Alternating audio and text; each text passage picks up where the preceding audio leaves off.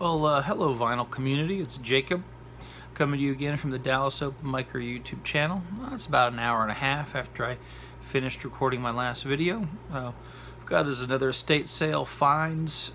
This one, these are records from September 10th, 2022.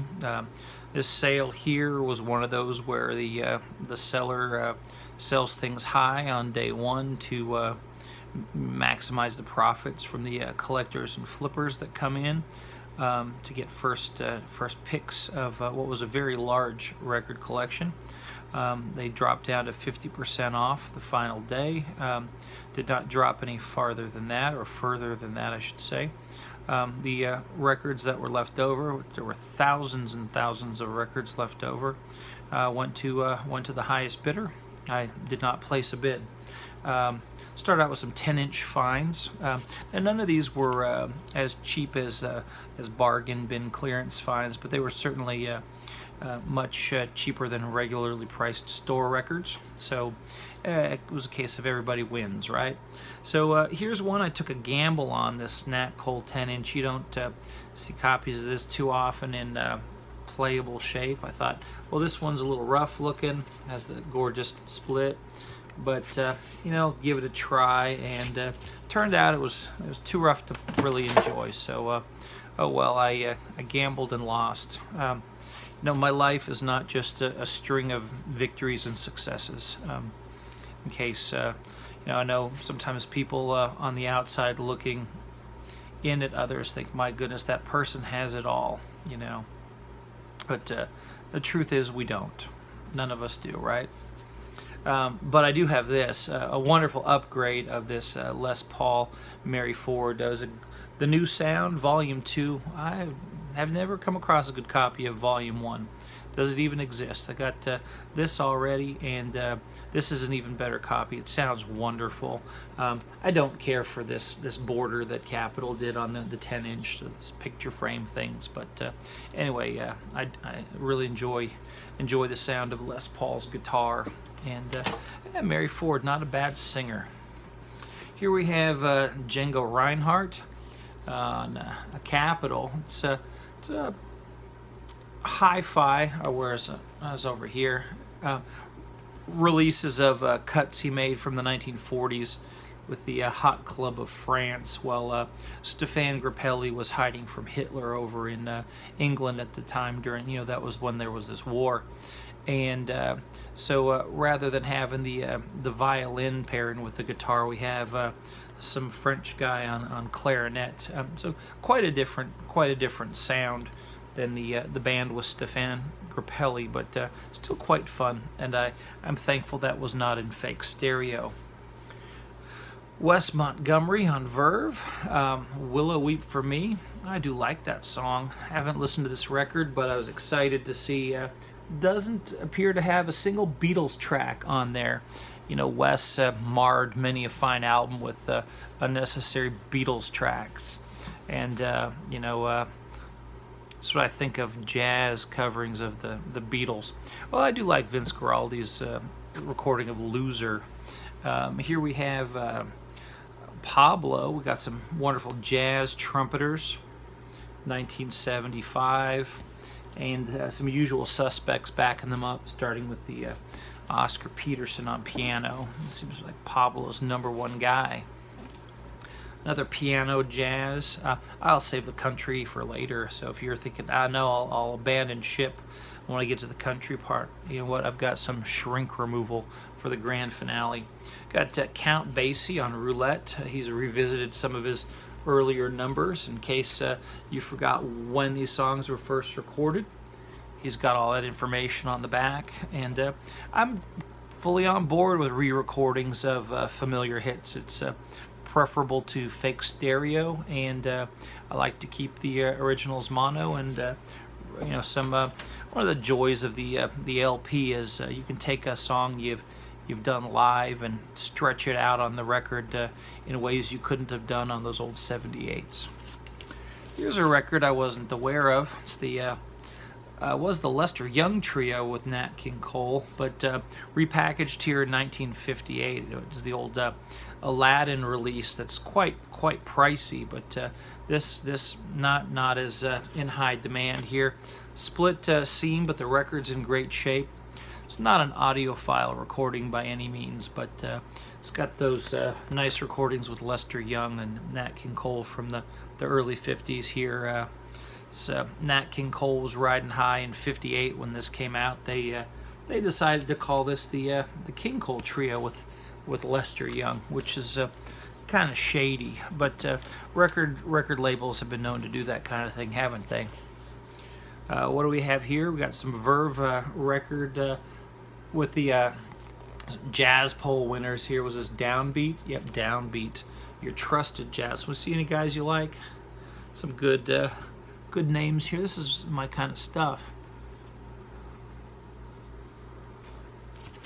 Should be fun. Very clean copy. I've been wondering about this record for a while. I thought, you know what? I thought, for the price, take it home, give it a try. There's a track on here called, what was it? Blues for Louis Jordan. I like Louis Jordan, so that could be a Louis Jordan sounding a blues jam. Could be fun. There's some vocal jazz, some ring wear on there, but very clean 6-eye, and looks like Sholly DJ took good care of this record. Would have been fun at the party. I just can't stop when I see this Ella Fitzgerald, Rodgers and Hart Songbook Volume 2 on Verve. Love it. Alright, what else do we have here? Some Stax. Don't see Stax records in nice clean shape for a good price all that often, and so that's fun.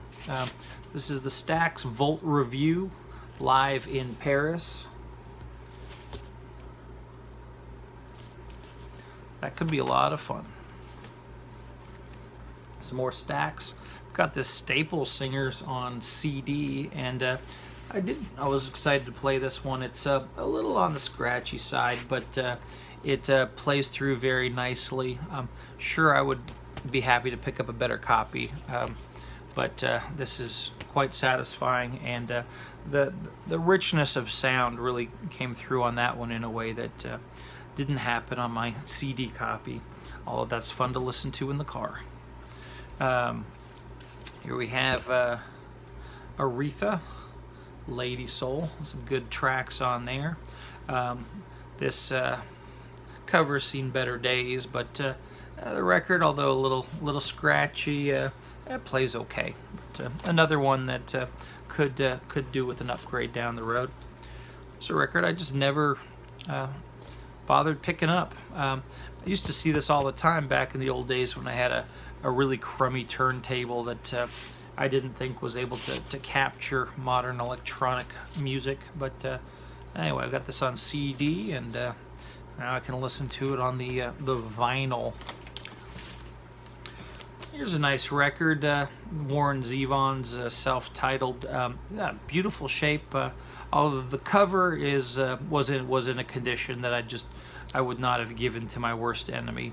No mold. If it had been covered with the black mold, I would have taken a pass on it. But anyway, it had been clearly submerged in some kind of liquid at some point. I hope it was just water or flooding, not a sewer-related issue.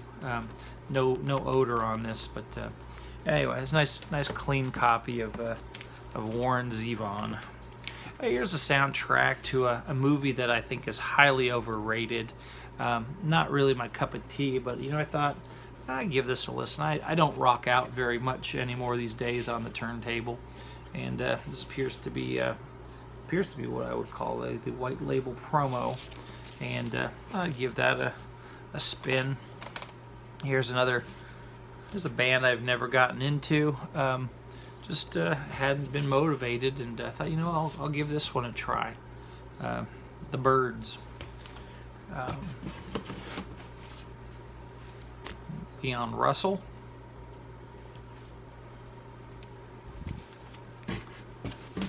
Been looking for a clean copy of this for a long time, and never seen one in the wild that was in a condition that I liked, you know, and you know, found this one here that had been in the shrink. I removed the shrink to make sure it wasn't there was some dust in there. I made sure it wasn't anything that was going to harm my lungs, and turned out to be quite nice. Beautiful copy. Take those out of the box. Try not to bump the tripod. A very clean copy of Carole King Tapestry. Now I have a warning for the next record. If Rob Walker is watching this, look out. You can avert your eyes.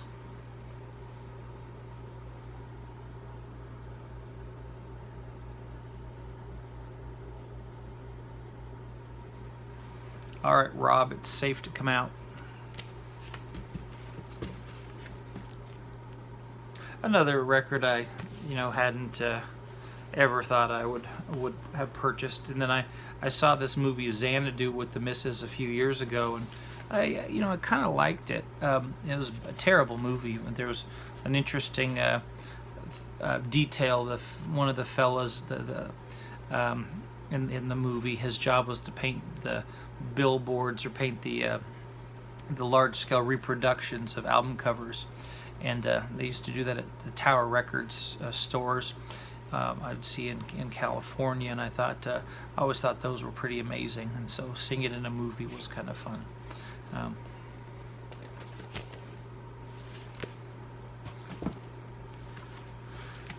Upgraded my Cat Stevens. I do like this album quite a bit.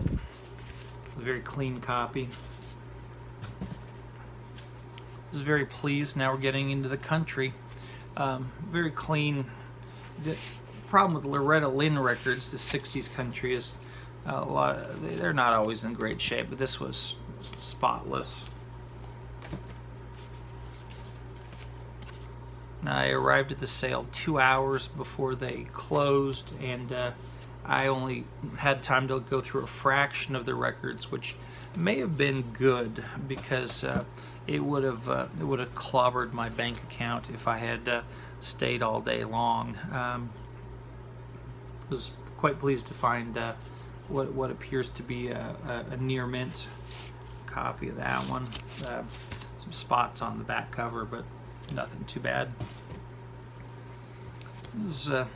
Had a beat-up copy of this many years ago, and happy to find a nice clean copy of Old Rockin' Urn. Winding down here, getting near the grand finale, shrink removal. More Marty Robbins, and let's remove some shrink, folks.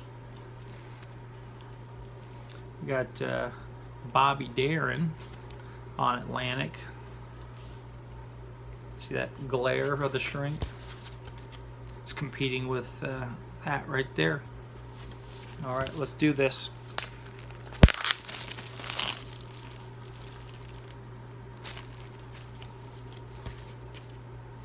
Now you can see the tender hug much more clearly.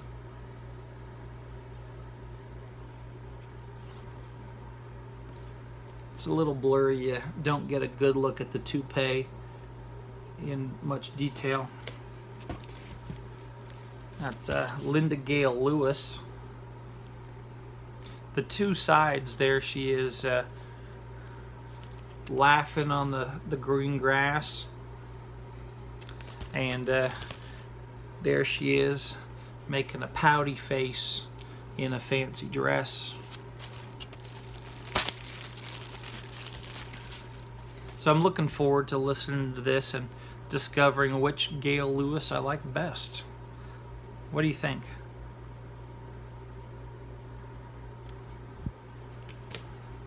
All right, well that's my video for you. Sorry, Titus, I see I'm at 1440 here, so I ran long.